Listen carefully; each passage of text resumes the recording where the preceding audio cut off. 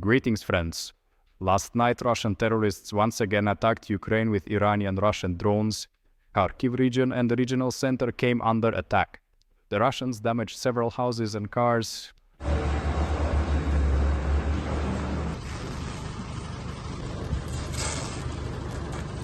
A large-scale air attack was also carried out by the Russian invaders against Odessa. Their residential buildings were hit, there are wounded, and unfortunately one person was killed.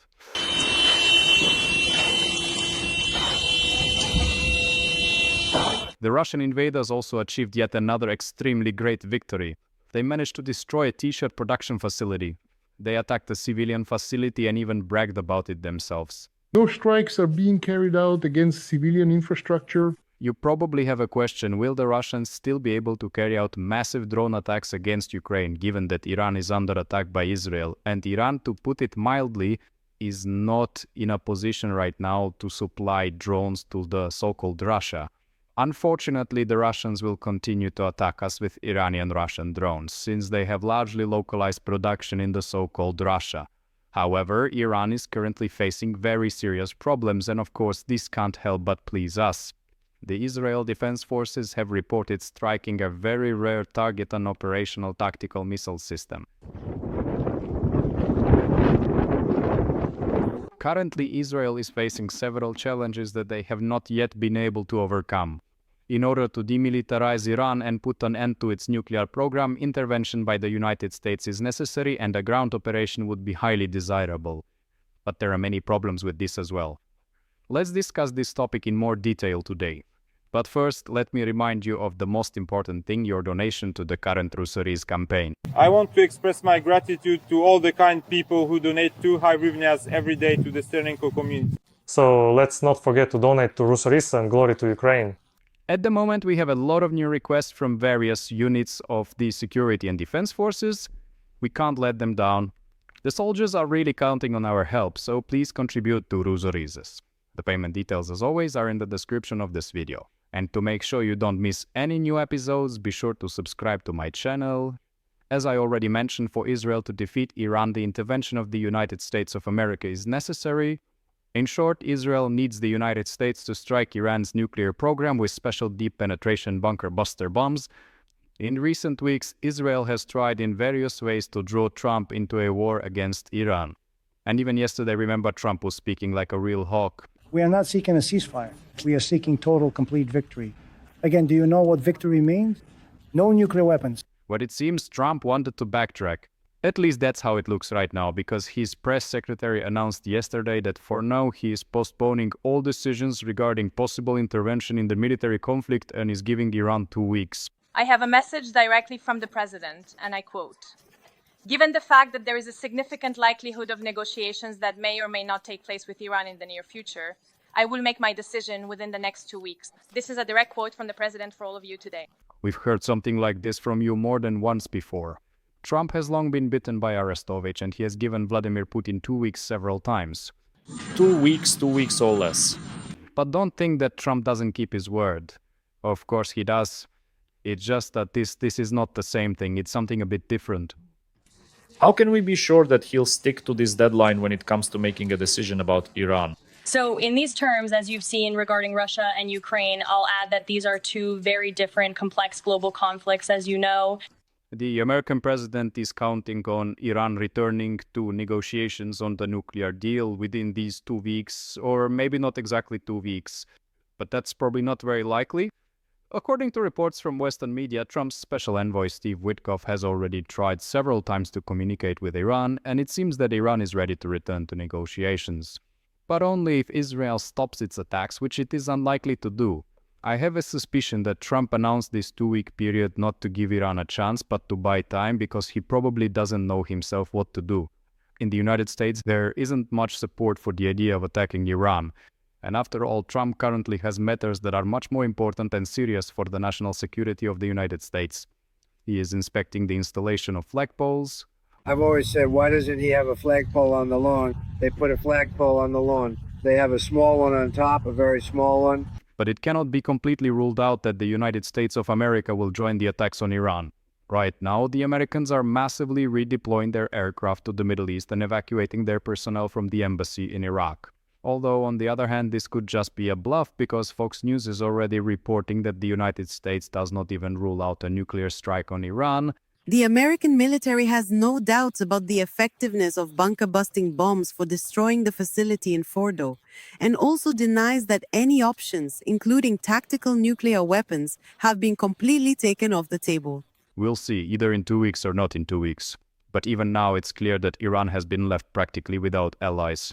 And even the Russians themselves are saying this. But there's no one to help Iran, even those who call themselves Iran's allies and friends are, for the most part, either staying silent today or making some toothless statements. I wonder who he could be talking about.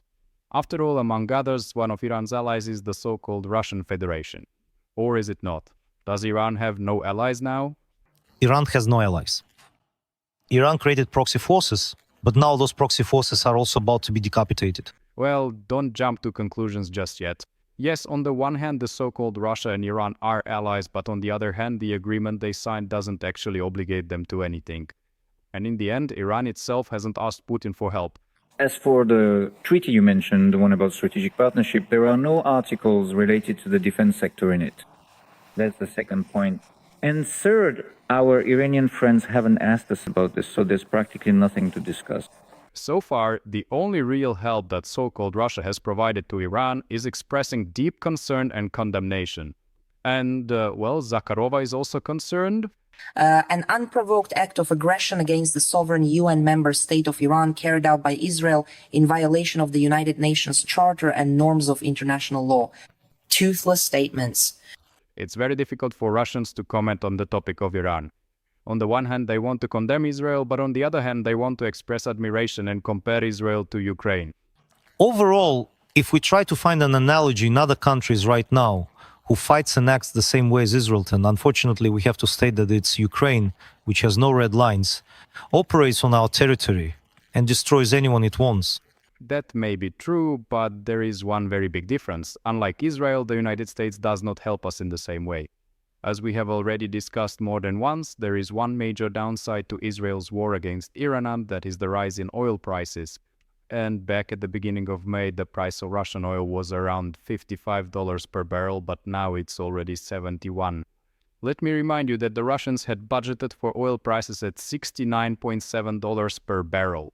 But still, I don't think this will save the Russian economy. Let's say a few words about the economy. The Russians held the St. Petersburg Economic Forum, and real economic experts flew in for it, the Taliban. Oh, here morality dictates the law. Something very unusual happened at this forum. The entire Minister of Economy of the so-called Russia stated that the Russian economy is approaching or has already begun to enter a recession. In general, I think we're already on the verge of slipping into a recession. On the verge, and we won't collapse? Well, you're the Minister of Economy. And keep in mind that as a Russian official, he's speaking much more positively than the reality. But saying recession publicly in the so-called Russia is unacceptable, so they have to look for other substitutes. Right now, I'd say it's a cooling off, but after a cold spell, summer always comes. Thank you. In other words, it's an exit from overheating. Since this is a very important official statement, let's make it clear. The Russian economy is experiencing negative growth. A recession is a period of significant negative economic growth. This, in essence, is a considerable price the entire country ultimately pays for engaging in war.